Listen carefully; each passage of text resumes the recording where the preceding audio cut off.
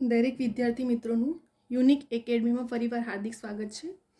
આજે આપણે ફરી એકવાર ક્વોન્ટિટી એપ્ટિટ્યૂડના આપણો ટોપિક છે સાંકળનો નિયમ, બરાબર. કેમ કે આ ટાઈપના ક્વેશ્ચનો પૂછાયા છે અને પૂછાશે. કેમ કે આપણા આવનારી જેટલી પણ કોમ્પિટિટિવ એક્ઝામ છે, હાલમાં સીસીની છે, કોન્સ્ટેબલ, પીએસએફ, ઘણી બધી એક્ઝામો છે, બધામાં ક્વોન્ટિટી એપ્ટિટ્યૂડના સાંકળનો નિયમના ક્વેશ્ચનો સિલેબસમાં છે. તો કેવા ટાઈપના ક્વેશ્ચનો પૂછાય છે અને પૂછાઈ શકે છે, એના માટે આજે આપણે સ્પેશિયલ વિડીયો બનાવ્યો છે, જેથી કરીને તમને ટ્રીક ખબર પડે, મેથડ ખબર પડે, શોર્ટ ટ્રીક, કે કેવી રીતે એકદમ ઇઝી વેમાં આ ક્વેશ્ચન આપણે સોલ્વ કરી શકીએ છીએ. તો હવે આ જે સાંકળનો નિયમ છે એ કેવી રીતે આપણા ક્વેશ્ચનો પૂછાયા છે અને પૂછાશે જ, બરાબર. તો આપણે એને કેવી રીતે ગણી શકીએ છીએ, હવે આપણે સ્ટાર્ટ કરશું. અહીં આપણે ફર્સ્ટ ક્વેશ્ચન જોઈએ.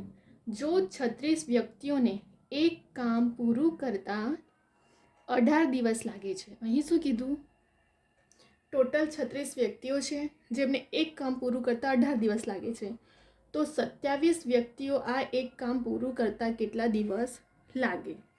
હવે અહીં આપણને શું કીધું? 36 વ્યક્તિ આપ્યા, એમને 18 દિવસ લાગે છે, તો 27 વ્યક્તિને કામ કરતાં કેટલો દિવસ લાગશે? તો M1 એટલે જે વ્યક્તિ પ્રથમ હોય તે, M2 એટલે બીજા જે 27 વ્યક્તિ છે, D1 એટલે દિવસ, અને D2 એટલે જે દિવસ આપણે શોધવાનું છે એ, બરાબર. તો અહીં M1 પણ મળી ગયું, M2 પણ મળી ગયું, D1 પણ આપ્યું છે, D2 આપણે શોધવાનું છે. તો હવે આપણે કેવી રીતે સૂત્ર પ્રમાણે મૂકશું? શોર્ટ ટ્રીકમાં M1 D1 બરાબર M2 D2, આ ફોર્મ્યુલા છે. આના પ્રમાણે સાંકળના નિયમના ક્વેશ્ચનોને સોલ્વ કરવામાં આવે છે, દિવસો અને ગુણ્યા વ્યક્તિઓ વિશે, બરાબર. એમ એટલે માણસો જેટલી વ્યક્તિ ગણવામાં આવે છે, અને ડી એટલે દિવસ. અહીં આપણને M1 કેટલું આપ્યું છે? 36, M2 બીજા 27, D1 18 અને D2 આપણે શોધવાનું છે. તો હવે આપણે આ ફોર્મ્યુલા M1 D1 બરાબર M2 D2, આમાં આપણે શું કરવાનું છે? ખાલી આપણે કિંમત મૂકી દેવાની છે. તો M1 કેટલા? 36, D1 કેટલા? 18, M2 કેટલા? 27 અને D2 આપણે શોધવાનું છે. M1 D1 M2 D2. ચલો, હવે આ D2 તો આપણે શોધવાનું છે, તો એને આપણે સાઈડ લઈ લઈએ આ બાજુ. તો શું રહેશે? 36 ગુણ્યા 18, ને અંશમાં છે તો નીચે એને છેદમાં આવી જશે. હવે ઉડાવ, 9 તારી 27 અને 9 દુ 18 ઉડી ગયા, અને 12 તારી 36 ઉડી ગયું. તો ઉપર શું રહ્યું? 12 દુ 24. આવી ગયો આપણો આન્સર. છે આમાં કંઈ એક્સ્ટ્રા? કશું નથી. મેટર શું કરે છે? મેથડ અને ટ્રીક મેટર કરે છે. અહીં ક્વેશ્ચન તો સોલ્વ આપણે કરી લીધું, પરંતુ ઇઝી ક્યારે બન્યું? જ્યારે આપણી પાસે આ ફોર્મ્યુલા હતું ને, અને આ જે ટ્રીક છે એના પ્રમાણે આપણને ઇઝી બનાવે છે, બરાબર. એટલા જ માટે તમને પ્રેક્ટિસ બહુ ઇમ્પોર્ટન્ટ છે, કેમ કે જેટલું તમે રિવિઝન અને પ્રેક્ટિસ કરો છો ને, તમને મેથડ અને ટ્રીક ખબર પડે છે. તો મેથડ અને ટ્રીક પ્રમાણે આપણે એકદમ ઇઝી વેમાં, શોર્ટ ટ્રીકમાં આપણે એને સોલ્વ કરી શકીએ છીએ. ફરી એકવાર જોઈ લો. 36 વ્યક્તિ છે એટલે એને M1 ધારવાનું, અને દિવસ D1 ને 18 દિવસ, બીજું M2 એટલે 27 દિવસ, અને D2 આપણે શોધવાનું છે. અહીંયા ખાલી આપણે શું કરી? ફોર્મ્યુલામાં કિંમતો મૂકી છે. ફોર્મ્યુલામાં કિંમત M1 D1 છે ને M2 D2 છે, તો 36 ગુણ્યા 18 છેદમાં 27 લઈ લીધા. 9 તારી 27 અને 9 દુ 18 ને 12 તારી 36 ઉડી ગયા. તો શું રહ્યું? 12 દુ 24. આવી ગયો આપણો આન્સર, બરાબર. તો આવા ટાઈપના ક્વેશ્ચનો સાંકળના નિયમના પૂછાય છે. હવે આપણે જોઈએ સેકન્ડ, બરાબર. કેવા ટાઈપના આવા ક્વેશ્ચનો પૂછાય છે સાંકળના, આપણે સોલ્વ કરશું. ધીરે ધીરે બધા વિડીયો જોઈશું. 36 માણસો એક કામ 25 કલાકમાં કરે છે. શું કીધું? કે 36 માણસો એક કામ 25 કલાકમાં પૂરું. તો 15 માણસો આ કલાકમાં એક કામ કેટલું પૂરું કરે? હવે અહીં શું કીધું આપણને? કે 36 માણસો આપી દીધું, બરાબર, અને એક કામ પણ આપી દીધું કે એક કામને 25 કલાકમાં કરે છે, અને 15 માણસો કલાકમાં એક કામનું પૂરું કેટલું કરે? તો M1 કેટલા? 36, M2 કેટલા? બીજા 15 માણસો છે, H1 એટલે અવર, કલાક 25, અને બીજું આપણે જે કામ પૂરું કરવાનું છે તે શોધવાનું છે, એને H2 ધારવામાં આવે છે, બરાબર. માણસોને M ધારવાનું, D એટલે દિવસ, અને H એટલે અવર, કલાકમાં હોય છે, બરાબર. ચલો, M1 H1 formula short trick, M2 H2, બરાબર. M1 H1 M2 H2, અહીં આપણે બધી કિંમતો મૂકી દીધી છે. તો હવે M1 H1 M2 H2માં કિંમત મૂકીએ. M1 કેટલા? 36 છે, અહીં મેં કિંમતો મૂકી જ છે.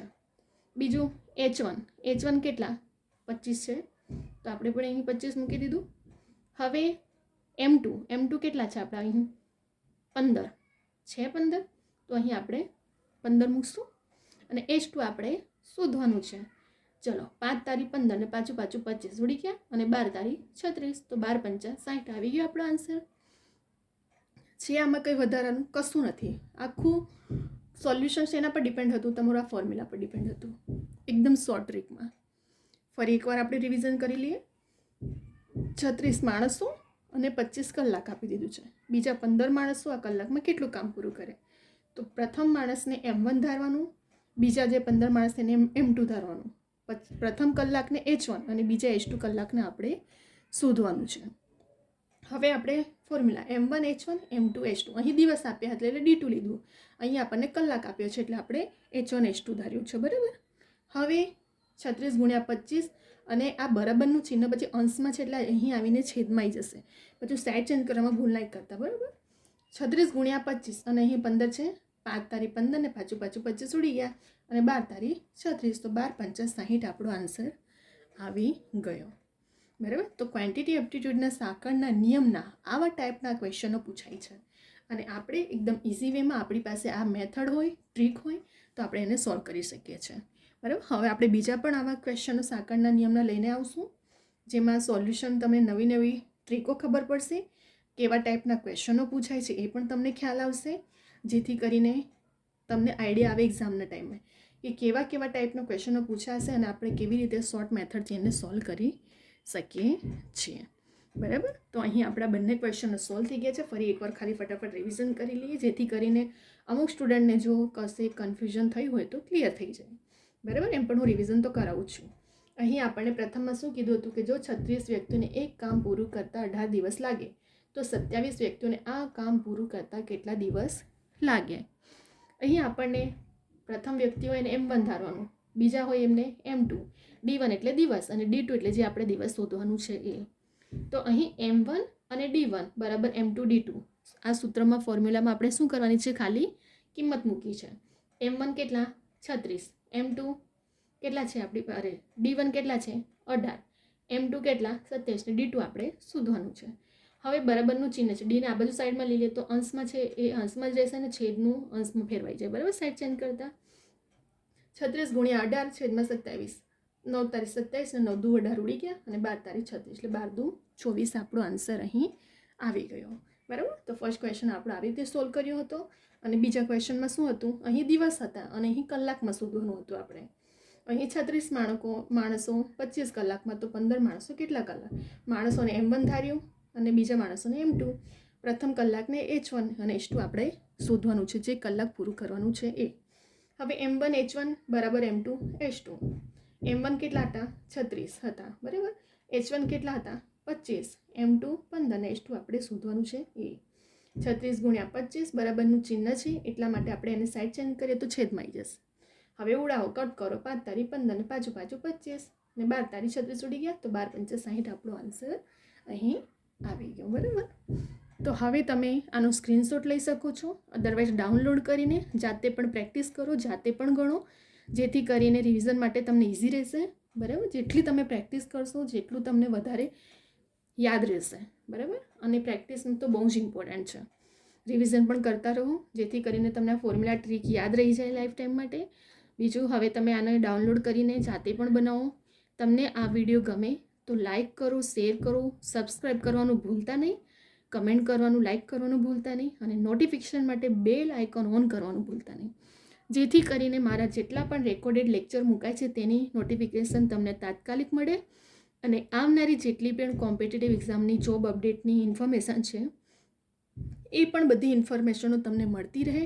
એટલા માટે સબસ્ક્રાઈબ કરવાનું ભૂલતા નહીં અને બેલ આઇકોન ઓન કરવાનું ભૂલતા નહીં. બરાબર. જેથી કરીને બધી ઇન્ફોર્મેશન તાત્કાલિક અપલોડ કરવામાં આવે છે, અપડેટ કરવામાં આવે છે, બધી ઇન્ફોર્મેશનો તમને મળતી રહે. અને મારા દરેક લેક્ચરના વિડીયો જોજો. આવનારી જેટલી પણ એક્ઝામ છે, ફક્ત એક નહીં, હમણાં જેટલી પણ લેટેસ્ટ એક્ઝામ આવી રહી છે, મારા વિડીયો એવા જ છે કે જે દરેક એક્ઝામ માટે યુઝફુલ હશે. હું એવા જ વિડીયો પર લેક્ચર બનાવી રહી છું કે જે એક એક્ઝામના નહીં, દરેક સ્ટુડન્ટ્સને યુઝફુલ હશે, દરેક કોમ્પિટિટિવ એક્ઝામ માટે.